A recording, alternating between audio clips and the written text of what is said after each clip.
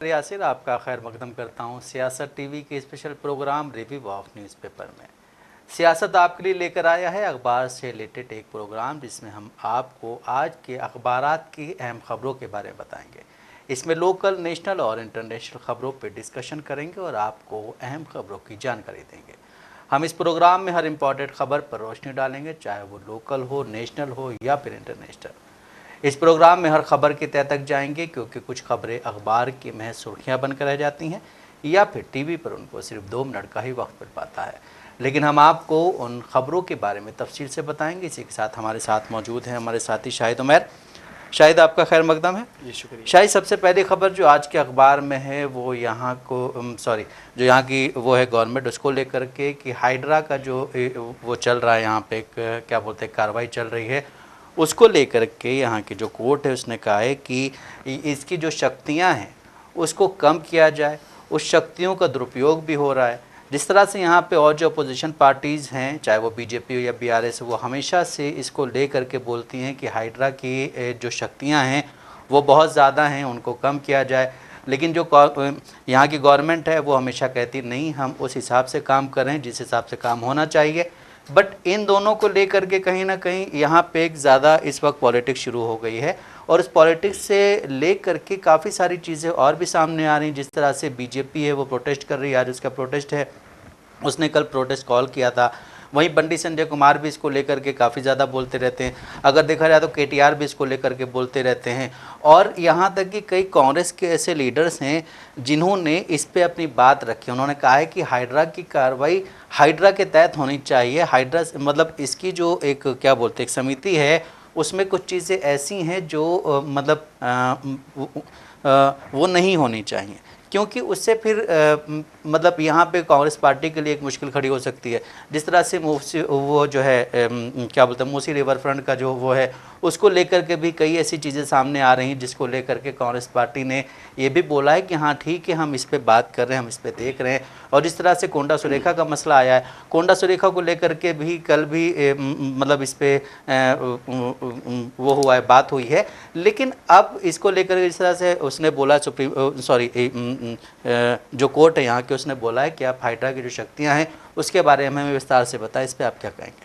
देखिए, Telangana high court जो है उसने 3 सप्ताह का वक्त दिया है कि आप अपनी जवाबदेही पेश करें। अगर देखा जाए तो हमने देखा है कि जो भाजपा के जो बंदी संजय हैं, जो सांसद हैं, उन्होंने इस मामले में मूसी रिवर फ्रंट है उसको लेकर अब बीआरएस और कांग्रेस दोनों पर निशाना साधा है, और उन्होंने इन दोनों गवर्नमेंट को इसका जिम्मेदार ठहराया है। वही अगर देखा जाए तो अभी आपने इस बात का जिक्र किया कि जो कोर्ट में जो केस गए हैं उसमें इस बात का जिक्र किया गया कि जो इसकी शक्तियां हैं उसको कम कर दी जाए और इसका दुरुपयोग हो रहा है। हमने देखा कि जब से हाइड्रा का मामला सामने आया तब से लगातार जो यहाँ पे बीजेपी है या फिर बीआरएस है, अगर इन दोनों पार्टियों की बात करें तो वो लगातार कांग्रेस सरकार को घेरने की कोशिश कर रहे हैं।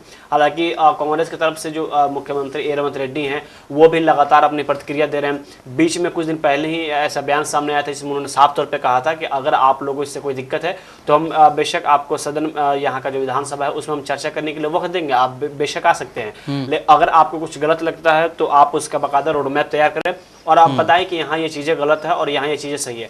अभी जो इसकी शक्तियों की बात की जा रही है, कुछ लोगों का मानना ये है कि इसका दुरुपयोग किया जा रहा है, लेकिन वही दूसरा पक्ष ये है जो कह रहा है कि इसका कोई दुरुपयोग नहीं किया जा रहा है और बस एक राजनीति करने के लिए इसको अपने अड़े हाथों लिया जा रहा है, और इसके कंधे पर बंदूक रखकर जो अन्य पार्टियां हैं वो अपनी राजनीतिक रोटियां सेक रही हैं। अब यहाँ सवाल ये है कि यहाँ पे जिस तरह से अभी लगातार हाइड्रा काम कर रहा है, और यहाँ पे अगर हम बीजेपी की बात करें या बीजेपी है वो लगातार कांग्रेस पर हमलावर होती रही है, फिर बीआरएस की बात करें वो भी लगातार मुख्यमंत्री ए रेवंत रेड्डी पे हमलावर हो रही हैं। वही अगर हम यहाँ हाइड्रा की बात करें, अगर हाइड्रा अगर कोई एक्शन नहीं लेता या यहाँ पे अगर कांग्रेस कोई काम नहीं करती तो भी यहाँ की जो बीजेपी है या बीआरएस है वो कांग्रेस सरकार को घेरने की कोशिश करती, और कांग्रेस अगर काम कर रही है तो भी कहीं ना कहीं ये लोग कांग्रेस के ऊपर सवाल इसलिए खड़ा कर रहे हैं कि उनके आड़ में अपनी जो राजनीति है उस राजनीतिक रोटियां को हम सेक सकें। बिल्कुल, जिस तरह से पीआईएल में ये मतलब क्या बोलते हैं बोला गया है कि आप इसके बारे में जानकारी और दें हमें। वहीं अगर हम चलें नेशनल न्यूज़ की तरफ तो दिल्ली के जो क्या बोलते हैं दिल्ली में जो गवर्नमेंट है आम आदमी पार्टी के, उसके जो पूर्व सीएम हैं अरविंद केजरीवाल आजकल जो है अपनी यात्रा निकाल रहे हैं। अरविंद केजरीवाल के साथ ही उनकी पार्टी के कई और लोग भी यात्रा निकाल रहे हैं। इसी बीच कल उन पर एक हमला हुआ, मतलब लोग क्या बोलते हैं, वहाँ कुछ लोगों ने उन पर हमला करने की कोशिश की, लेकिन वो वहाँ तक पहुँच नहीं पाए। इसको लेकर के कहीं ना कहीं वहाँ जो है वो राजनीति शुरू हो गई है। इसी बीच दिल्ली के जो सीएम हैं आतिशी, उन्होंने आज जो है ट्विटर अकाउंट पे एक वो क्या बोलते हैं, एक फ़ोटो जारी किया है। उसमें उन्होंने 2 लोगों की तस्वीर दिखाई है। वो 2 लोग बीजेपी के कई लीडर्स के साथ मौजूद है, बीजेपी के बड़े लीडर्स के साथ मौजूद हैं। जो लोग वहाँ कल पकड़े गए हैं, जो अरविंद केजरीवाल पर हमला करने मतलब उससे गए थे वहाँ पे, वो लोग उस फोटो में और बीजेपी के बड़े लीडर्स के साथ हैं। और यहाँ तक कि आम आदमी पार्टी ने यह भी आरोप लगाया कि बीजेपी गुंडों को रोकने के लिए जो वहाँ की पुलिस है, दिल्ली पुलिस, उसने भी कोई सख्ती नहीं अपनाई है, उसने भी उन्हें खाली छोड़ दिया था। अब आतिशी का ये कहना है कि मतलब जो ये हुआ है हमला, इसमें बीजेपी दिल्ली में जीत नहीं सकती, इस वजह से बीजेपी दिल्ली में अरविंद केजरीवाल पर हमला कर रही है। देखिए, अगर आतिशी की बात की जाए तो उन्होंने ये कहा कि दिल्ली में वहाँ पे आम आदमी पार्टी जीत नहीं सकती, इसलिए उन्होंने हमला करवाया है। वही अगर अभी हाल ही के लोकसभा इलेक्शन की बात करें तो वहाँ पे देखा गया कि कैसे आम आदमी पार्टी का सुपड़ा साफ हो गया था। वहाँ पे जो बीजेपी है उसके जो सांसद है वहाँ से जीत कर आए। केजरीवाल ने भी वहाँ पे बाकायदा रैलियाँ की और कांग्रेस ने भी अपनी रैलियाँ की, लेकिन ये सारी रैलियाँ नाकाम हुई और वहाँ की जो जनता है वो भाजपा के जो नेता हैं उनको चुनकर लाई। अगर हम कल की बात करें, जो आम आदमी पार्टी के जो नेता हैं अरविंद केजरीवाल, जो कि पूर्व मुख्यमंत्री हो चुके हैं, हमने देखा कैसे उन पर शराब नीति घोटाले का जो आरोप लगे थे, उसके बाद से जमानत पर बाहर आए। उसके बाद उन्होंने ये कहा कि यहाँ की जो जनता है वो तय करेगी कि अगला मुख्यमंत्री कौन होगा, और उन्होंने इस्तीफा देकर वहाँ पे जो आतिशी हैं, जो कि देखा गया था कि कुछ महीने पहले से लगातार वो काफ़ी एक्टिव नज़र आ रही थी, और तभी से ये कयास लगाने शुरू कर दिए गए थे कि आने वाले वक्त में इनको कोई बड़ी जिम्मेदारी दी जा सकती है। लेकिन मुख्यमंत्री की जिम्मेदारी शायद इस बात का अंदाज़ा बहुत कम लोगों ने लगाया था। अभी जिस तरह से कल पदयात्रा, क्योंकि दिल्ली में भी विधानसभा चुनाव होने वाले हैं और मुख्यमंत्री जो पूर्व मुख्यमंत्री अरविंद केजरीवाल ने साफ तौर पे ये कह दी है कि वहाँ की जनता तय करेगी कि अगला मुख्यमंत्री कौन होगा, और इसीलिए वो पदयात्रा पर निकले हुए हैं। अब कल की जो पदयात्रा है उसमें कुछ लोग हैं जो पूर्व मुख्यमंत्री केजरीवाल हैं, उन पर हमला करने की कोशिश की है। अब आम आदमी पार्टी का ये कहना है कि उन पर हमले हुए हैं, लेकिन वही दिल्ली पुलिस ने खंडन किया है और उसने ये कहा है कि हमले करने की कोशिश की गई, लेकिन हमले नहीं हुए हैं। अब इसके बाद से जो दिल्ली के मुख्यमंत्री हैं आतिशी या मनीष सिसोदिया की बात करें या फिर भारद्वाज की बात करें, आम आदमी पार्टी के जो नेता हैं, कई लोगों ने इस पर प्रतिक्रिया दी है और उन्होंने ये कहा है कि ये सारे इन सब मामलों के पीछे भाजपा का हाथ है। वही भाजपा की अगर बात करें तो भाजपा ने ये कहा है कि ये सिर्फ आम आदमी पार्टी की नौटंकी है और उन्होंने खुद हमला करवाया है, किसी और पार्टी से इनका कोई लेना देना नहीं है। वही अगर देखा जाए कि जिस तरह से वहाँ पे कुछ लोग पहुंचे थे जिन्होंने उन पर हमला किया, उनका इस बात की नाराजगी जाहिर किए हैं कि उनका ये कहना है कि आम आदमी पार्टी की जो पूर्व मुख्यमंत्री हैं अरविंद केजरीवाल, कि उन्होंने दिल्ली की जनता को सिर्फ ठगा है। यहाँ पे रोड की बात करें, पानी की बात करें, बिजली की बात करें, इन तमाम चीज़ों पर आम आदमी पार्टी जो है वो फेलियर रही है। बिल्कुल, यहाँ पर मैं रोकना चाहूँगा। जिस तरह से अरविंद केजरीवाल अपनी हर रैली में कहते हैं कि हमारी सरकार में भ्रष्टाचार नहीं होता है, हमारे मंत्री जो है वो भ्रष्टाचार नहीं करते हैं, लेकिन जब कल ये हमला उन पे होने वाला था, हुआ नहीं। उसके बाद जैसा आपने अभी बोला कि अरविंद केजरीवाल को लेकर के वहाँ की जनता ने बोला है कि यहाँ रोड सही नहीं है, बहुत सारी ऐसी चीज़ें हैं। तो अरविंद केजरीवाल इस वक्त जो जेल से बाहर आए हैं, वो शायद और मतलब वहाँ आकर के उन्होंने सीएम पद से इस्तीफा दिया है। अब शायद वो जनता को लुभाने के लिए ऐसी यात्रा कर रहे हैं जिसमें कुछ लोग वहाँ के नाराज़ भी हो सकते हैं। हालांकि जिन लोगों के फ़ोटो जारी किए गए हैं वो बीजेपी के बड़े लीडर्स के साथ हैं, लेकिन अब वो लोग कहाँ के हैं ये अभी पता नहीं लग पाया है, इसके बारे में भी खबर नहीं है। लेकिन जिस तरह से आतिशी ने आज, जो वहाँ की सीएम है आतिशी ने जिस तरह से आज वो क्या बोलते हैं अपने एक्स अकाउंट पे वो दिया है, फ़ोटो दिया है, उस पर लिखा है कि भाजपा के गुंडे जो हैं श्री अरविंद केजरीवाल जी पर हमला करने के लिए आए थे, लेकिन दिल्ली की पुलिस ने भी उन्हें पकड़ा नहीं, न रोका नहीं, लेकिन वहाँ की आवाम ने उन्हें रोका।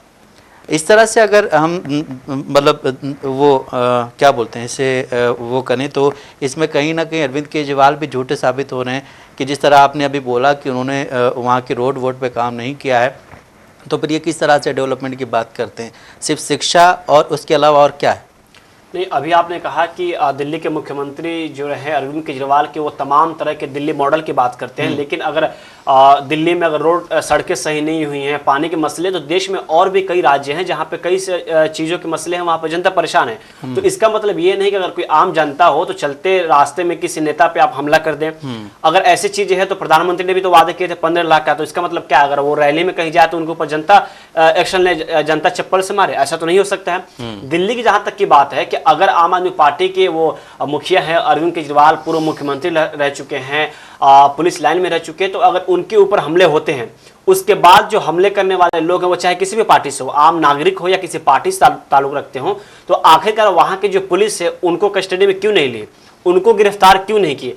देखा गया कि जैसे कैसे उन पे हमले हुए, उसके बाद से बाकायदा उनको छोड़ दिया जाता है। पुलिस उनको ऐसे खींचती है मानो जैसे उन पे कोई फूल बरसाने गया हो, उनका समर्थक है, और उनको वो पीछे ला रही है, उनको पुलिस छोड़ रही है। उसके बाद बाकायदा ये लोग वीडियो जारी करते हैं और उस वीडियो में इस बात का जिक्र करते हैं कि हमने अरविंद केजरीवाल पे हमला क्यों किया। अब जिस तरह से एक पूर्व मुख्यमंत्री के ऊपर ऐसे खुले तौर पे हमले हो सकते हैं, तो आप समझ सकते हैं कि दिल्ली की जो आम जनता है वो कितनी सुरक्षित है और वहां की जो दिल्ली पुलिस है वो किस तरह से काम कर रही है। बिल्कुल, जिस तरह से आपने बोला कि उन्होंने एक वीडियो भी जारी किया, पुलिस ने भी खींचा है, तो इससे कहीं ना कहीं ये नज़र आता है कि जो आम आदमी पार्टी का कहना है कि भाजपा के लोग हैं, तो वो गलत नहीं है। क्योंकि जब अगर आप मतलब आपने अभी भी हम लोगों ने देखा, काफ़ी समय से देख रहे हैं कि जो भी बीजेपी से रिलेटेड होता है उसको पुलिस सुरक्षा दे देती है, उसको पुलिस डिटेन कर लेती फॉर सेफ्टी, क्योंकि अगर वो बाहर रहेगा तो उसके साथ कुछ भी हो सकता है। इस वजह से तो कल भी जिस तरह से हुआ, और दिल्ली की पुलिस तो दिल्ली सरकार में आती देखा गया कि लोकसभा इलेक्शन के दौरान किस तरह से कन्हैया कुमार पे हमले हुए। कन्हैया कुमार पे कुछ लोगों ने हमला किया, लेकिन पुलिस ने क्या एक्शन लिया? कोई एक्शन नहीं लिया। आज एक पूर्व मुख्यमंत्री के ऊपर अगर वो रैलियां कर रहे हैं दिल्ली में और उनके ऊपर अगर हमले होते हैं, तो फिर आम नागरिक हो, एक तो वैसे ही देखा जाता है कि दिल्ली क्राइम के मामले में कितने आगे हैं, वहां पर लगातार ऐसे वारदात सामने आ रहे हैं जिसे देखकर इंसान झकझोर जाता है। वहां पे जो पुलिस प्रशासन है वो गृह मंत्रालय के अंदर आती है, लेकिन अब जिस तरह से एक पूर्व मुख्यमंत्री के ऊपर हमले होना, फिर उसके बाद से जो आम आदमी पार्टी है वो लगातार भाजपा को घेरने की कोशिश कर रही है। भाजपा है वो आम आदमी पार्टी के ऊपर क्रम कर रही है कि ऐसा हमले नहीं हुआ, ऐसा कुछ नहीं है, बस आम आदमी पार्टी एक नौटंकी कर रही है और आने वाले इलेक्शन की तैयारी कर रही है। क्योंकि देखा जा रहा है कि आम आदमी पार्टी जो है वो भी लगातार कोशिश कर रही है आने वाले विधानसभा चुनाव में जीतने के लिए। क्योंकि जिस तरह से आम आदमी पार्टी के जो मुखिया हैं अरविंद केजरीवाल ने मुख्यमंत्री पद से इस्तीफा दिया, उसके बाद से आतिशी को लाया गया, तो वही कुछ लोगों का मानना यह भी है कि आतिशी को सिर्फ इसलिए दिल्ली में बैठाया गया है कि दिल्ली का जो वोट बैंक है, जो महिलाएं हैं, उनको अपनी तरफ खींचा जा सके। लेकिन अब जिस तरह से उन पे हमले हुए, तो मुझे लगता है कि इसका कहीं ना कहीं आने वाले वक्त में शायद आम आदमी पार्टी को फायदा हो सके। बहरहाल कहना यही है कि कोई भी हो इस तरह से हमला नहीं करना चाहिए। वो देश के एक राज्य एक मतलब उसके मुख्यमंत्री रह चुके हैं और एक पार्टी चला, चाहे वो जो भी लीडर हों, चाहे वो जिस भी पार्टी से हो, डजेंट मैटर, लेकिन इस तरह की चीज़ें नहीं होनी चाहिए। वहीं अगर इस बीच एक खबर और आ रही है कि इजराइल ने आज वहाँ जो है क्या बोलते तेहरान पर बड़ा हमला किया, और इस हमले में जो वो आ रही रिपोर्ट्स अब तक आ रही, तो इजराइल का कहना है कि हमने सैन्य ठिकानों पर हमला किया है और सैन्य ठिकानों पे काफ़ी नुकसान हुआ है। वहीं अगर ईरान की बात करें तो ईरान का ये कहना है कि हमारे ऊपर जो हमला हुआ है उसमें हमें कोई भी नुकसान नहीं हुआ है। और फिर ये भी खबर आ रही है कि इजराइल ने जो है अपनी फोर्सेस को कहा है कि आप तैयार रहिए, वो कभी भी क्या बोलते हैं ईरान हमला कर सकता है। इसी बीच ईरान ने ये भी कहा है कि हम कभी भी हमला कर सकते हैं, हम इसका जवाब ज़रूर दें। देखिए अगर आज और ये भी मतलब ये भी कहा गया है कि जो मतलब अभी उसने वो किया था, हमला किया था 1 अक्टूबर को, उसके ही अगेंस्ट में मतलब उसके जवाब में ये कार्रवाई की गई। देखिए अगर हम ईरान और इजराइल की बात करें तो ईरान के माफ़ कीजिएगा ईरान की जो राजधानी है तेहरान, उसके ऊपर इजराइल ने बड़ा हमला किया है। ऐसा इजराइल का कहना है कि हमने जो हमला किया है उसमें जो ईरान के राजधानी जो तेहरान है वहाँ पे काफ़ी ज़्यादा नुकसान हुआ है। लेकिन वही ईरान की तरफ से इस बात का बिल्कुल खंडन किया गया और इस बात से बिल्कुल उलट ये कहा गया है कि नहीं, ईरान के ऊपर जो इजराइल ने हमला किया है उसमें ज़्यादा नुकसान नहीं हुए हैं। वही अगर हम देखें कि 1 अक्टूबर को ईरान ने जो इजराइल पे 200 बैलिस्टिक जो मिसाइल 180 जो बैलिस्टिक मिसाइल दागे थे, उसके बाद से ही इजराइल ने कहा था कि ये ईरान की एक बहुत बड़ी गलती है और इसका जवाब साफ तौर पे दिया जाएगा। और अभी देखा गया कि किस तरह से इजराइल ने ईरान पे जो हमले किए हैं। लेकिन वही हम अगर ईरानी मीडिया की बात करें तो उन्होंने इस बात का साफ खंडन किया और साफ तौर पे कहा कि ईरान का इससे कोई भी भारी नुकसान नहीं हुआ है और इसी के साथ ईरान की जो मीडिया है उसने सूत्रों के हवाले से यह भी बताया है कि ईरान भी पूरी तरह से इजराइल को इसका जवाब देने के लिए तैयार है। देखा गया कि किस तरह से पिछले लगातार कुछ दिनों से इजराइल जो है वो लगातार ईरान पे हमला करने की कोशिश कर रहा है। इसी के साथ उसने फलस्तीन में गजा में कैसे उसने नरसंहार किए हैं। अभी जो मीडिया रिपोर्ट आ रही है गजा की, उसमें यह दावा किया जा रहा है कि जिस तरह से इजराइल ने गजा में हमला किया है कि उसको जो पुराना गजा है या फलस्तीन उसको बनने में तकरीबन 300 साल लग सकते हैं। लेकिन अब जिस तरह से ईरान की तरफ ये मामला खिंचते आ रहा है, देखा गया कैसे हिजबुल्लाह के चीफ को इजराइल ने टारगेट किया, लेबनान में आया, हमास के चीफ को इजराइल ने टारगेट किया। अभी हाल ही में जो यहया सिनवार थे जो चीफ बने थे उनको हमला करके उनको शहीद कर दिया गया। तो कहीं ना कहीं ये जो अब विवाद है वो और बढ़ते जा रहा है और इसको तूल पकड़ते जा रहा है। और इसी के साथ इजराइल पर गंभीर आरोप ये भी लग रहे हैं कि इजराइल के अंदर जो नुकसान हो रहे हैं वहां की जो मीडिया है वो सामने नहीं आने दे रही है, उसको इजराइल छुपाने की पूरी तरह से कोशिश कर रही है। और वहां पे जो जर्नलिस्ट हैं, जो वर्किंग जर्नलिस्ट हैं, उनको भी इजराइल काम करने के लिए पूरी तरह से पाबंदी लगा रही है, रोक रही है। बीच में देखा गया था कि अल जजीरा के जो वहां पे ऑफिस है उस पे इजराइल ने कैसे जाकर पूरी तरह से सबको बंद किया, वहां पे उनको रोकने की कोशिश की, उन पे प्रतिबंध लगाने की कोशिश की। तो पूरी तरह पे अभी जिस तरह से इजराइल ने ईरान पे हमला किया है तो उस बात को क्योंकि अभी कहा गया है कि इजराइल ने यह कहा कि वहां पे काफी ज्यादा नुकसान हुआ है, लेकिन वही एक सोशल मीडिया पे तस्वीर वायरल की जा रही है और उस पर ईरान इस बात को दिखाने की कोशिश कर रहा है कि हमारे यहाँ सभी लोग सेफ हैं और कोई ज्यादा नुकसान नहीं हुआ। लेकिन अब आने वाले वक्त में देखने वाली बात होगी कि अभी जो मीडिया रिपोर्ट्स आएंगे उसमें कि आखिरकार ईरान को कितना नुकसान हुआ है, और ये भी देखने वाली बात होगी कि इसके जवाब में ईरान क्या कार्रवाई करता है। बिल्कुल, जिस तरह से कार्रवाइयाँ हो रही हैं उसके जवाब में ईरान कार्रवाई करेगा, ऐसा इजराइल की फोर्स कह रही है। इजराइल के प्रधानमंत्री बेंजामिन नेतन्याहू ने भी अपनी फोर्सेस को बोला है कि आप लोग अलर्ट पे रहिए, ईरान कभी भी कार्रवाई कर सकता है। इससे ये भी नज़र आता है शायद कि बेंजामिन नेतन्याहू जो हैं वो काफ़ी डरे हुए भी हैं। बिल्कुल, क्योंकि जिस तरह से एक तरफ इधर कुछ दिन पहले ही तुर्की ने भी साफ तौर पे बयानबाजी शुरू की थी, वही अगर हम और भी जो मुस्लिम कंट्री हैं उसकी बात करें, वही अगर देखा जाए कि कुछ लोगों का ये मानना था या फिर बेंजामिन जो नेतन्याहू है उनका ये मानना था कि ईरान जो है पूरी तरह से डर गया है।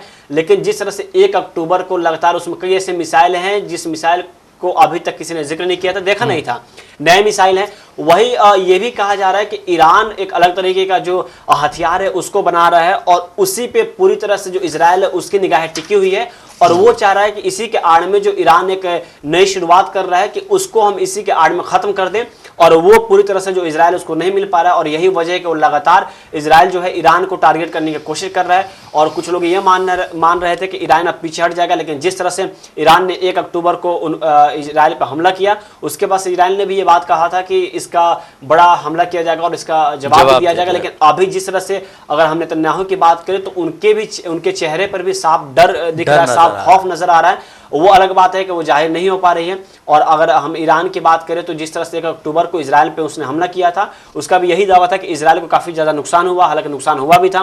बाद में जो फुटेज आए उसमें देखा गया था कि कैसे जो मिसाइलें हैं वो वहाँ पे पड़ी हुई हैं, जो ज़मीन के नीचे तक मिसाइलें धंसी हुई हैं। लेकिन वही इस बात का साफ इजराइल ने खंडन किया था कि यहाँ पे कुछ भारी ज़्यादा नुकसान नहीं हुआ। लेकिन वही अब जिस तरह से युद्ध बढ़ रहे हैं उसके बाद ही कि आने वाले वक्त में ये जो युद्ध हैं वो और जल्दी ख़त्म होने वाले हैं। उसके बाद ही हिजबुल्लाह ने भी अटैक किया था उनकी बिल्डिंग पे, लेकिन उस वक्त बेंजामिन नेतन्याहू मौजूद नहीं थे। ऐसी रिपोर्ट्स भी आई थी, उसमें भी कहा गया था कि काफ़ी सारी चीज़ों का नुकसान हुआ था क्योंकि साइड जो मतलब उसके पास के एरियाज थे उसमें काफ़ी नुकसान हुआ था। वहीं अगर बात करें बिहार की तो बिहार के केंद्रीय मंत्री गिरिराज सिंह वो अपनी यात्रा लेकर के निकले थे और यात्रा में उन्होंने ले दे के सिर्फ एक ही चीज़ पे जोर दिया था कि आप मुसलमानों को किस तरह से जवाब देंगे।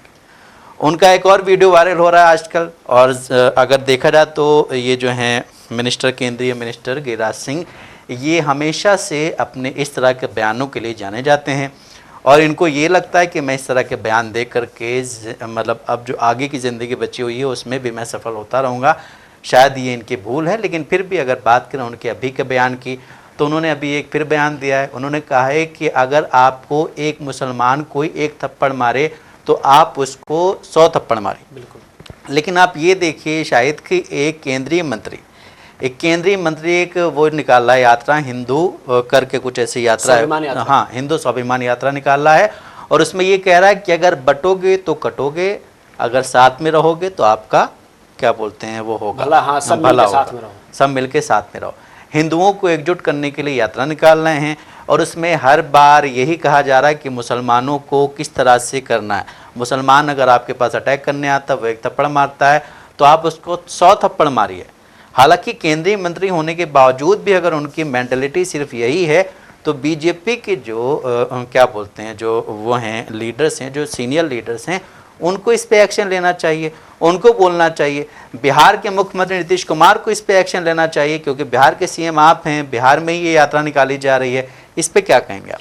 देखिए, अगर हम गिरिराज सिंह की बात करें तो इसके पहले भी वो लगातार अपने विवादित बयानों से जाने जा चुके हैं और वो खास तौर पे विवादित बयान भी इसीलिए देते हैं कि वो लगातार मीडिया के सुर्खियों में बने रहे। देखिए, और उनके ज्यादातर बयान हिंदू मुस्लिम से रिलेटेड। बिल्कुल। और राजनीति की बात की जाए तो सबको यही लालसा रहती है कि हमें जो अभी पद मिले हैं उससे ऊपर जाएं। जाहिर सी बात है कि गिरिराज सिंह भी अब ये ख्वाब देख रहे होंगे कि बिहार से मुझे भी राज्यसभा सांसद भेजा जाए। बीजेपी की अभी आपने बात किया कि जो आला कमान है उसको इस पे एक्शन लेने की जरूरत है। मुझे लगता है कि अगर जो ऐसे लोग हैं, जो ऐसे नेता अगर विवादित बयान दे रहे हैं और बीजेपी का आला कमान अगर अभी तक एक्शन लेता है तो ऐसे बयान नहीं आते। हमने देखा कि असम के मुख्यमंत्री हेमंत बिस्वा शर्मा भी कैसे विवादित बयान दिए, किसी एक खास समुदाय पर टारगेट किए।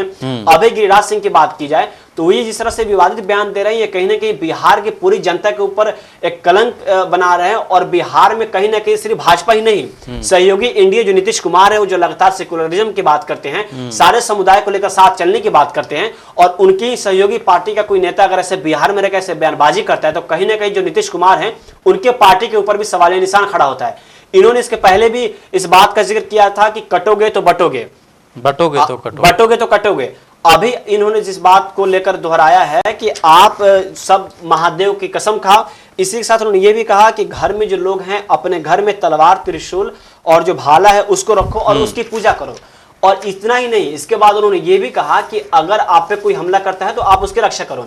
ये देश है, देश में आईन है, अगर आपके ऊपर कोई हमले होते हैं, कुछ होता है तो वो कोर्ट तय करता है और वो जो न्यायाधीश है वो फैसला करते हैं। आखिरकार क्या आपके ऊपर कोई हमला कर रहा है तो इसका जवाबदेही यही हुआ कि आप उसको इस बात का जिक्र कर रहे हैं कि जो हथियार है उससे उस पर अटैक करो, आप उसको प्रोवोक कर रहे हैं, प्रोवोक कर रहे हैं। इतना ही नहीं, उन्होंने ये भी कहा कि अगर कोई एक घुसपैठिया है, घुसपैठिया तो ठीक है, उसके बाद उन्होंने ये भी कहा कि कोई मुस्लिम है, मुस्लिम का बाकायदा उन्होंने जिक्र किया और उसने ये कहा कि अगर एक थप्पड़ कोई मारता है तो तुम उसे 100 थप्पड़ मारो। आप समझ सकते हैं कैसे जो युवा पीढ़ी है या जो लोग हैं उनको वो बरगलाने की कोशिश कर रहे हैं और उनको बरगला कर अपनी जो राजनीतिक रोटियां है वो सेकने की कोशिश कर रहे हैं। इस देश में सभी लोग भाईचारे की बात करते हैं, लेकिन आखिरकार आपको क्या जरूरत पड़ी कि आप जो स्वाभिमान यात्रा, हिंदू स्वाभिमान यात्रा निकाल रहे हैं, वो भी आप लोगों को बता रहे हैं कि आपको डर है। डर किस चीज से है? डर उनको किससे है? 2014 से पहले उनको डर नहीं था, अचानक अब डर कैसे हो गया? आपकी आबादी 80 करोड़ है, 90 करोड़ पहुंचने वाली है, तो क्या आपको डर महज 30 से 40 करोड़ लोगों से है? अगर आप सच में एक संवैधानिक पद पे हैं, आप इस देश की भलाई सोचते चाहते, देश की जो युवा है वो उन युवा पीढ़ी है वो आगे बढ़े, इस देश की भलाई हो, तो आप एक ऐसा यात्रा निकालते जिसमें सारे भाई, सारे धर्म के लोगों को साथ लेकर चलते, सबको इत्तेहाद बताते। तो आप तो खुद एक धर्म के लोग को साथ मिलाकर दूसरे धर्म के अंदर फूट डालने की कोशिश कर रहे हैं। और यही इसी के साथ अगर बिहार की बात की जाए तो बिहार में जो नीतीश बाबू हैं, जिसको नीतीश कुमार ने भी भाजपा पे कई सारे क्लेम किए थे, कई सारे आरोप लगाए थे, लेकिन अभी जिस तरह से भाजपा के जो नेता हैं वो इस तरह से बयानबाजी कर रहे हैं तो इससे साफ तौर पे यह भी जाहिर होता है कि नीतीश कुमार कहीं ना कहीं बस किसी के गोद में बैठकर एक कठपुतली बनते हुए नजर आ रहे हैं और वो भी इन सब चीजों को लेकर अपनी बातें नहीं कर रहे हैं, ना इन सब चीजों को लेकर या इन सब बातों को लेकर, बयानबाजी को लेकर वो कोई खंडन कर पा रहे हैं। बिल्कुल, जिस तरह से बीजेपी का नारा है कि सबका साथ, सबका विकास, सबका विश्वास, इसमें देखा जाए तो आजकल सिर्फ एक समुदाय का विकास हो रहा है और इसमें और कुछ भी नहीं हो रहा है। जिस तरह से आपने बोला, अभी कई ऐसे लीडर्स हैं जो उल्टे सीधे बयान दे रहे हैं, हेमंत बिस्वा शर्मा हो, योगी आदित्यनाथ हो, ये बटोगे तो कटोगे उन्होंने ही शुरू किया है। यूपी के बहराइच में देखा गया अभी जो हाल ही में घटनाएं हुई थी, आखिर वो घटना क्यों पनपी? बाकायदा की मीडिया ने भी इस बात को प्रकाशित किया है कि कैसे दो लोग हैं, वो कह रहे हैं कि अगर मुझे 2 घंटा और मिल जाता तो पूरे हम इसको साफ कर देते। तो आप देख सकते हैं कि एक तो जो दो लोग हैं वो भी जो वहां की कानून व्यवस्था उस पर सवाल खड़ा कर रहे हैं, वहां की जो पुलिस है उस पर सवाल खड़े हो रहे हैं। इसी के साथ कुछ सरकार जो है, इसी के साथ कुछ दिन पहले जो वहां के मुख्यमंत्री ने, उन्होंने भी इस बात का जिक्र किया था कि बटोगे तो कटोगे। तो आप समझ सकते हैं कि इस तरह की जो बयानबाजी है और कहीं ना कहीं जो नेताओं की बयानबाजी है वो जो एक माइंडसेट है वो क्रिएट कर देते हैं और उसके बाद से ऐसे मामले सामने आते हैं और आखिरी में नतीजा ये होता है कि जो आम नागरिक हैं, जो आम लोग हैं, जो हर रोज कमा खाने वाले हैं, उनके ऊपर इस बात का जो क्लेम होता है वो होता है और कहीं ना कहीं वो लोग फंसते हैं इसमें।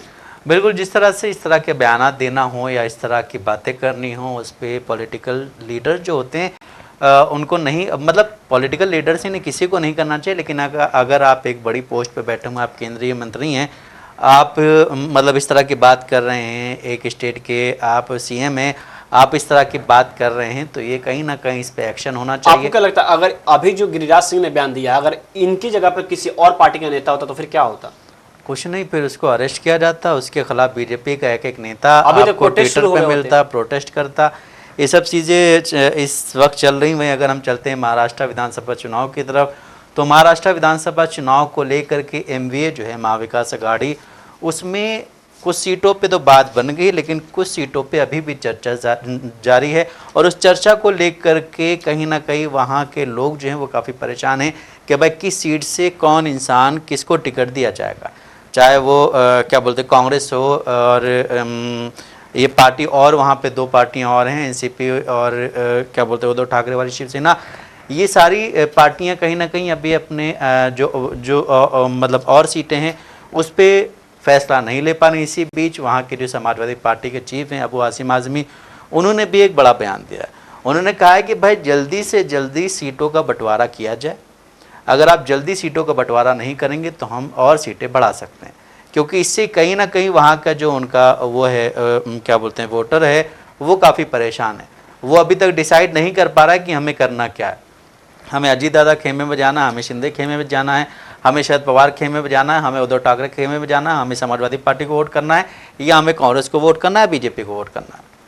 ये लेकर के लोगों में कन्फ्यूज़न अभी भी बनी हुई है। इसी को लेकर के अबू आसिम आज़मी कहना है कि जल्दी से जल्दी इस पे फैसला होना चाहिए, इस पे कोई देरी नहीं होनी चाहिए।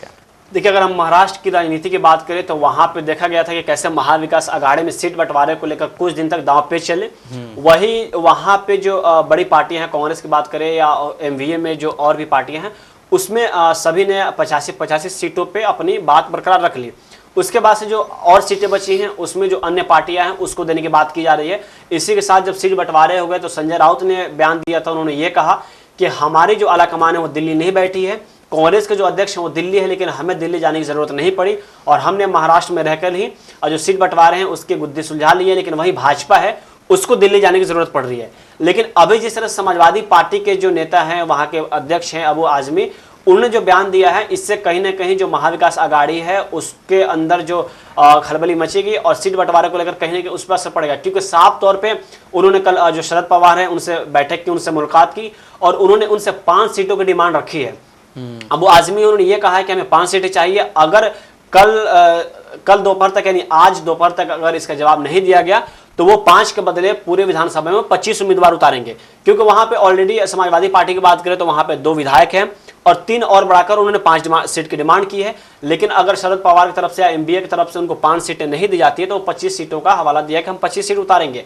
अब अगर हम महाराष्ट्र की बात करें, और इसी के साथ आज़मी ने यह भी कहा है कि अखिलेश यादव ने पूरे खुले तौर पर हमें इस बात की आज़ादी दे रखी है कि महाराष्ट्र में क्या एक्शन लेना है और क्या कदम उठाना है। अब अभी जो इन्होंने 5 सीट की डिमांड की है, अगर सच में महाविकास आघाड़ी की तरफ से अगर इनको 5 सीटें नहीं दी जाती है तो कहीं ना कहीं वहाँ पे जो अल्पसंख्यक वोट है या फिर कह ले जो समाज वहाँ पे वाई समीकरण काम करता है, यादव समीकरण काम करता है, तो कहीं ना कहीं एम वाई समीकरण जो है उसका असर महाविकास आघाड़ी पे पड़ेगा। और वहाँ पे देखा जाए तो वहाँ पे AIMIM है जो इम्तियाज़ जलील, वो भी लगातार अपनी पूरी कोशिश कर रहे हैं। हालांकि ये भी देखा गया था कि उन्होंने भी जो इंडिया अलायंस है उससे गठबंधन करने की कोशिश की थी, उनसे बात की थी, लेकिन बात नहीं बनी। और अगर वही हम देखें यहाँ उत्तर प्रदेश में जो उपचुनाव होने हैं उसमें कहीं ना कहीं कांग्रेस इसलिए पीछे हट गई कि वहाँ पर समाजवादी पार्टी को उन्होंने पूरा समर्थन दे दिया। लेकिन अगर अब महाविकास आघाड़ी में समाजवादी पार्टी की बात नहीं बनती है तो इसका नुकसान एमवीए यानी महाविकास आघाड़ी को भी होगा और कांग्रेस को भी होगा। बिल्कुल, जिस तरह से सीटों को लेकर के जो माथापच्ची चल रही है, जो बैठकें चल रही हैं, वो कहीं ना कहीं ख़त्म नहीं हो पा रही हैं। एमवीए में देखा गया है कि एमवीए में शुरू से ही इस बात को लेकर के एक वो टेंशन बनी रही है तीनों पार्टियों के बीच में कि कौन पार्टी कितनी सीटों पर चुनाव लड़ेगी। उसके बाद एक कुछ सीटों के लिए वो अनाउंस किया गया, 85 के हिसाब से किया गया। लेकिन अभी भी कहीं ना कहीं कुछ सीटें ऐसी हैं जिसको लेकर के अभी तक बात नहीं बन पा रही है। अब जिस तरह से अबू आसिम आज़मी ने बोला कि अगर आप हमें कल मतलब आज तक वो नहीं करके देंगे, पाँच सीटों के बारे में नहीं करेंगे, तो हम आगे 20 से 25 सीटें 25 विधानसभा, तो इससे भी कहीं ना कहीं नुकसान होगा। अगर आप 5 सीटें मांग रहे हैं तो आप किस किस जगह की मांग रहे हैं उस पर भी एक बैठक होनी चाहिए। और जिस तरह से देखा कि आपने अभी बोला कि उत्तर प्रदेश का जो बाईपोल है, जो वो होने वाला है उपचुनाव, उसमें कांग्रेस पार्टी पीछे हटी है, तो कहीं ना कहीं समाजवादी पार्टी को भी ये चाहिए कि हमें थोड़ा सा बड़ा दिल दिखाना चाहिए और वहाँ पे मतलब इनके 2 हैं तो कम से कम मतलब इनको बस 2 ही सीटें और देनी, 4 सीटें देनी चाहिए या 3 ही सीटें देनी चाहिए। लेकिन बात ये होती है कि ये जो भी जहाँ पे होता है वो चाहता है कि हमारे यहाँ की जो है वो सीटें बढ़ें, हमारी सीटें बढ़ें।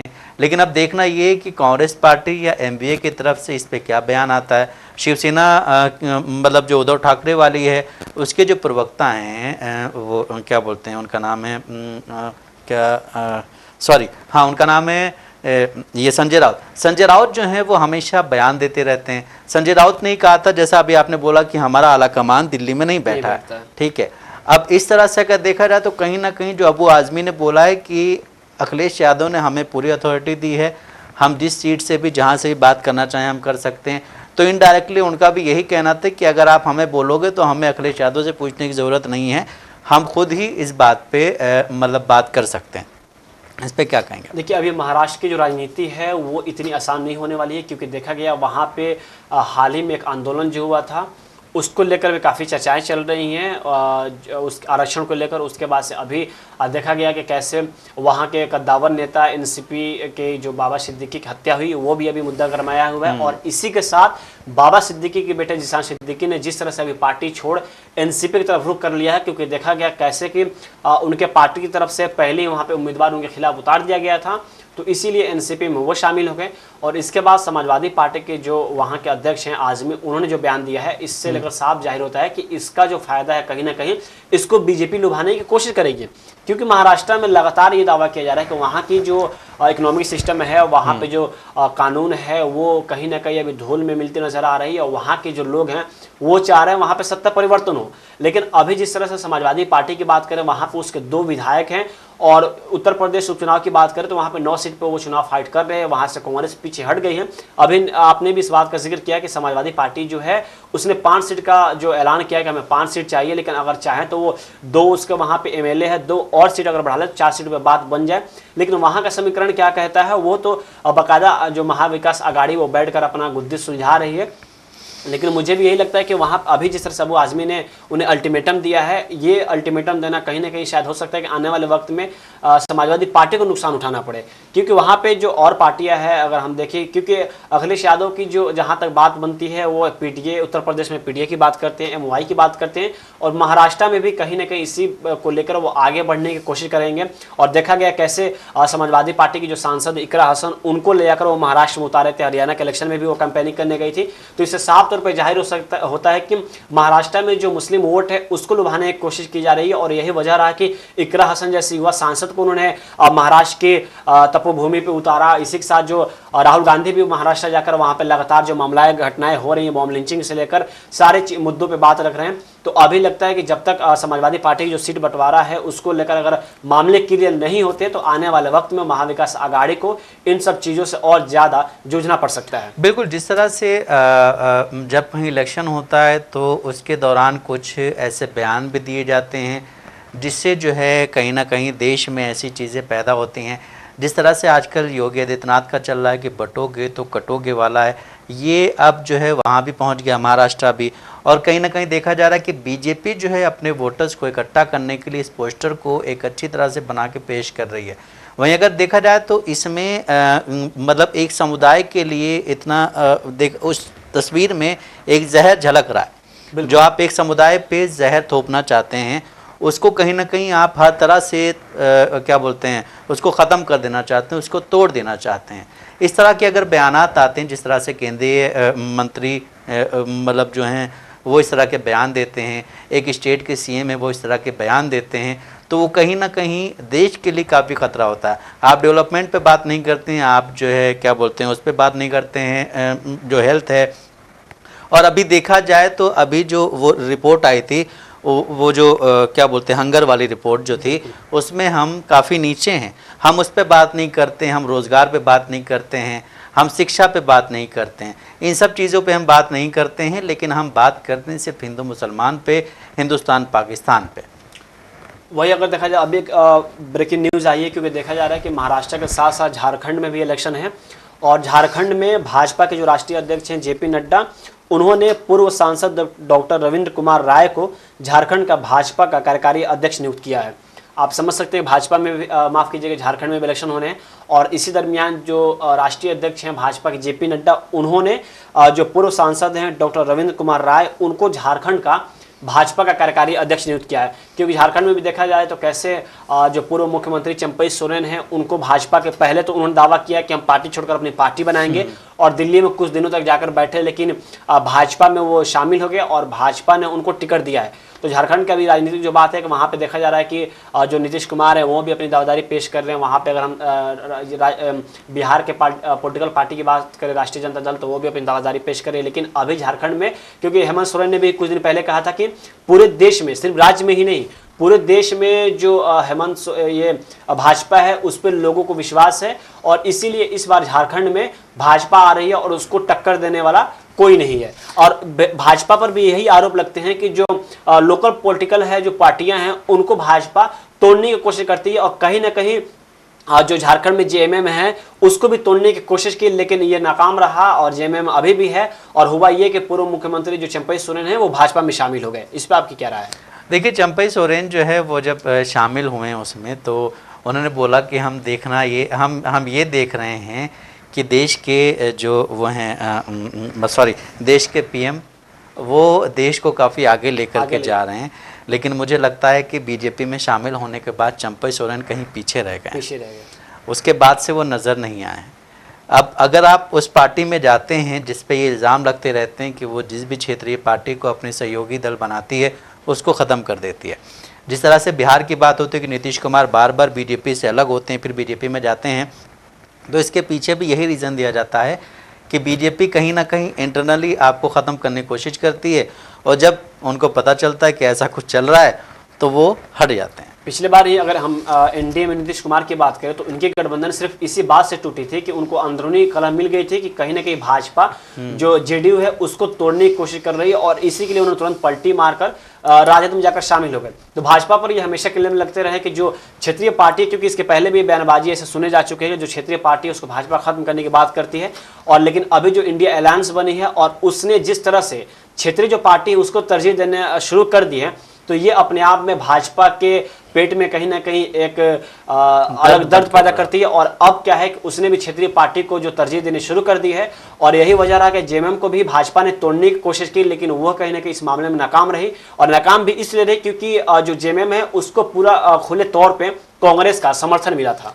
बिल्कुल। तो जिस तरह से इस वक्त देश के हालात हैं, देश में लोग बयान देते हैं, चाहे वो धर्म से रिलेटेड हो या और भी कई चीज़ों से रिलेटेड हो, लेकिन देश में जो भी पॉलिटिकल पार्टीज़ हैं या उनके लीडर्स हैं, उनको देश में शिक्षा, रोज़गार, हेल्थ, इन सब चीज़ों पे बात करनी चाहिए। तो नाज़रीन, जैसा कि आपने देखा है कि हमने आपको न्यूज़पेपर्स के ज़रिए अहम खबरों से रूबरू कराया। ऐसी ज़रूरी खबरों से रूबरू होने के लिए हमारे साथ इस प्रोग्राम से जुड़े रहें, और अगर आपकी इस प्रोग्राम से रिलेटेड कोई भी राय है तो हमें कमेंट बॉक्स में ज़रूर लिखें। इसी के साथ हमारा प्रोग्राम ये ख़त्म होता है। मुझे और मेरे साथी शाहिद उमैर को दें इजाज़त। आप बने रहें सियासत टीवी के साथ। शुक्रिया।